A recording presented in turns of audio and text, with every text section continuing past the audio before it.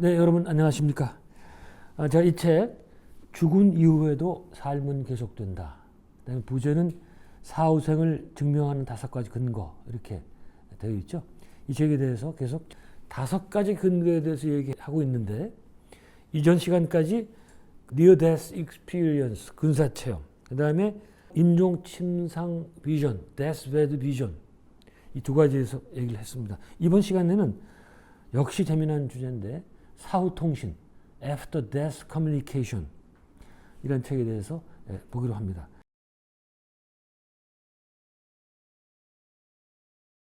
이건 뭔가 하니 그 망자의 영혼들이 여러 가지 방법으로 그 메시지를 전달하는 거, 이걸 이제 보통 사후 통신이라고 얘기를 합니다. 사후 세계를 부정하는 사람들이 왕왕 얘기하는 게 있습니다. 뭔가 하니 만일 정말 사람이 죽어서 영혼이 있다면 왜 한 번도 나타나지 않냐 이거예요. 그런 사람들 꽤 많이 만나봤습니다. 아버지가 살아계실 때 그렇게 존경하고 좋아하고 사랑했는데 돌아가신 다음에 한 번 좀 나타나서 나 여기 잘 있단 말이야, 이거 얘기 한번 해주시면 얼마나 좋겠냐 말이야. 나도 위로가 되고 위안이 되고 말이죠. 그러니까 아버지가 안 나타났다, 그러니까 영혼이 없다, 사후세계 없다, 이렇게 부정하는 사람들이 꽤 있습니다. 사실은 면밀히 보면 반대입니다. 왜요? 사실은 영혼들이 많은 방법으로 다양한 통로를 통해서 우리에게 메시지를 전달했는데 우리가 그걸 잘 알아차리지 못했을 뿐이에요.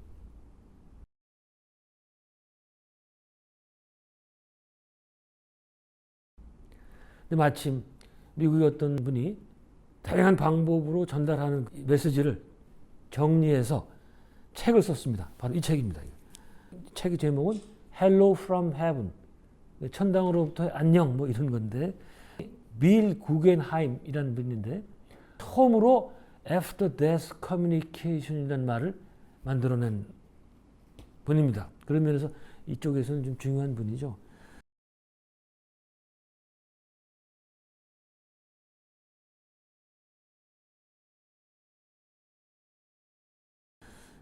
저는 이 책을 읽고 상당히 감동을 많이 받았고 또 많은 정보를 얻을 수 있었고 해서 제가 또 이 책을 중심으로 또 책을 또 하나 썼습니다. 이거 역시 주류성에서 나온 책인데, 사자와의 통신, 빌 구겐하임의 사후 통신 연구에 대한 비판적 분석, 이렇게 얘기를 했습니다. 그래서 여러분들은 이 책을 안 봐도 제가 여기서 다 정리해 놨기 때문에 이 책만 보셔도 될 겁니다.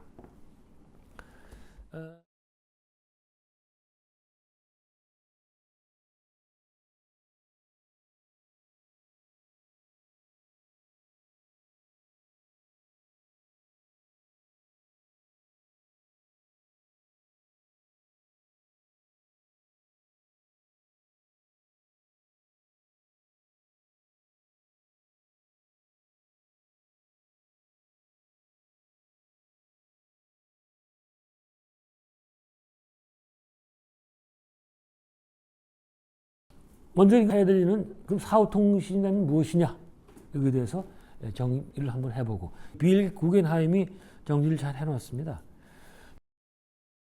어떤 사람이 사망한 가족이나 친구 혹은 친지 그 영혼에 의해서, 자 여기 중요하죠, 직접적이고 자연적으로 접촉됐을 때 생기는 영적인 체험, 망자의 영혼에 의해서 직접적이고 자연적으로 접촉되었을 때 생기는 영적 체험, 이렇게 정의할 수가 있습니다.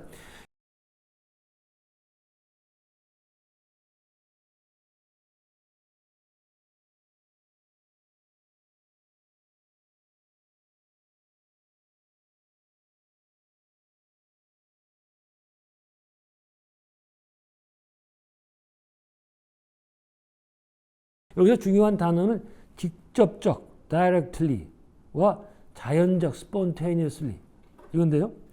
직접적이라는 것은 그 망자의 영혼이 나한테 직접 이렇게 그 메시지를 전달하는 거예요. 그러니까 이거는 무슨 중간에 무당이나 영매를 거치지 않고 직접적으로 받는 거다.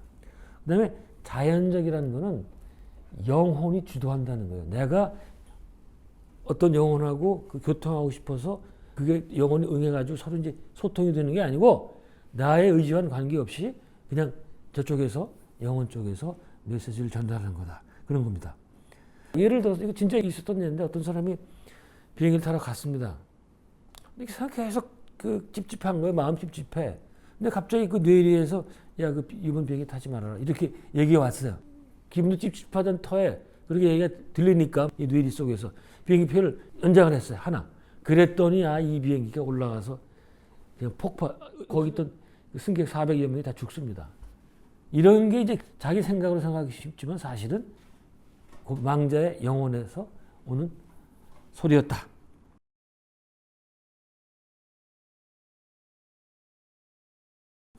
빌 구겐함이라는 사람 대해서 소개를 해드리겠습니다. 원래 이 사람은 이런 영적인 거 이런 아무 관심이 없던 사람이에요. 그냥 증권맨, 미국의 뉴욕에 있는 월스트리트에서 종사하던 사람인데 엘리자베스 퀴블러 로스, 그 죽음학의 대모라는 분 있잖아요. 이분의 강의를 들은 거예요. 근데 그 강의 뭐가 나오는 거니?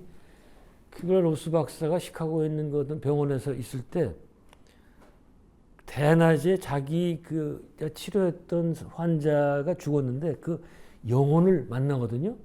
그래서 같이 몇 분간 대화도 하고 이런 게 나옵니다. 그 제가 번역한 사후생이라는 책에 잘 나와 있습니다.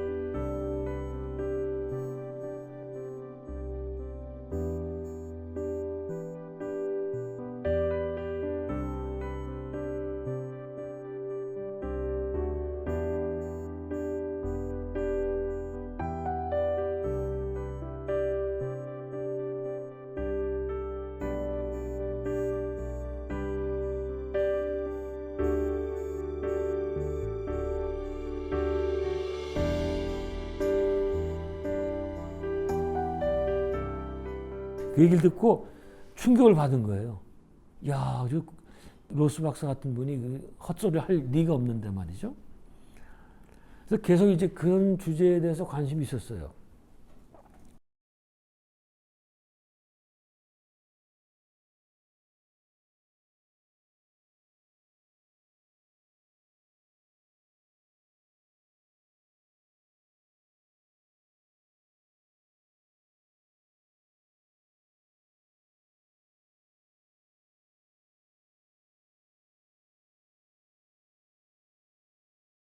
그러다 1988년에 자기 내면에서 사후통신에 대해서 책을 써서 세상에 알려라. 그런 소리가 들렸다는 거예요. 그게 이제 아마 그 이분하고 친숙했던 어떤 영혼이 메시지를 보낸 것 같아요. 그래서 그때부터 부인하고 둘이서 이제 체험담을 모집을 하게 됩니다. 그래서 2,000여 명을 면담을 하고 3,300개 사례를 수집을 합니다. 참 미국이 대단해요. 어떻게 일반인이 이런 그 연구를 한다는 게 말이죠. 그래서 이제 그 뒤에 집필을 했고 지역 방송국에도 나와서 얘기를 하니까 전 세계에서 많은 그 체험담들이 왔다는 거예요. 뭐 호주, 심지어 일본에서도 체험담이 많이 와가지고 거기서 이제 뽑아서 책을 만들었죠. 그래서 그 나온 책이 그 중에서 중요한 것들만 해서 만든 게 이 책인데.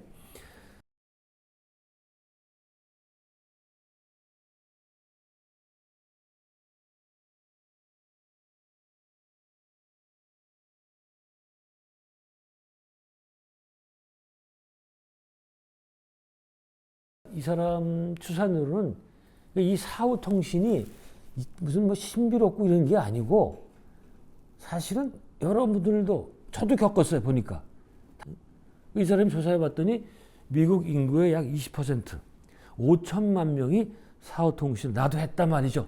이렇게 고백을 하더라는 거예요. 니어 데스 익스피리언스 근사 체험자들보다 한 5배나 많은 수치예요. 그러니까 굉장히 이 일상적인 그런 체험이라 볼 수가 있습니다.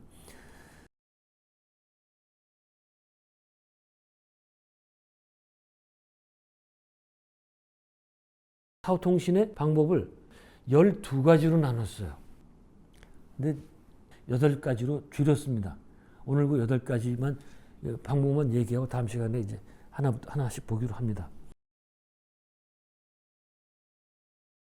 첫 번째, 영혼의 임재함을 느끼기. 그러니까 내 옆에 딱 영혼이 와 있는 거예요. 그거를 자기가 안 되는 거야. 그냥 느껴. 두 번째는 청각적 사후통신. 영혼의 목소리가 들려요. 근데 이건 뭐 밖에서 이렇게 직접 귀로 듣는 게 아니고 뇌리에서 소리가 들린다는 겁니다. 세 번째는 촉각적 사후통신.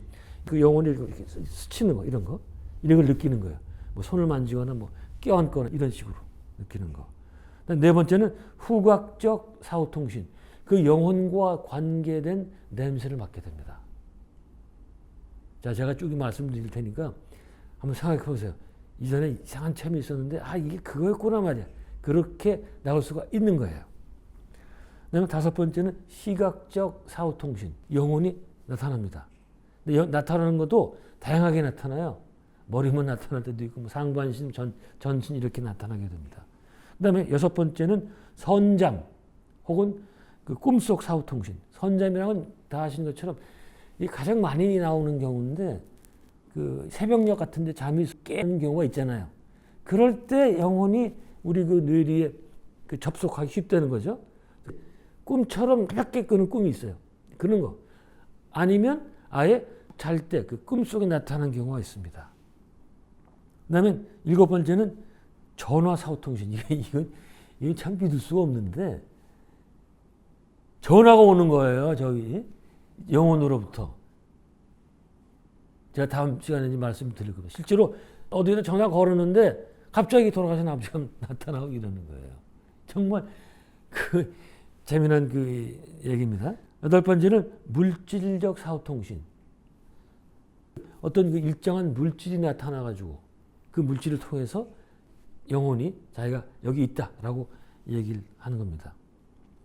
뭐 그거 외에도 또 여러 가지가 있는데, 어떻든 대체로 이렇게 8가지 정도로 나누어서 볼 수가 있습니다.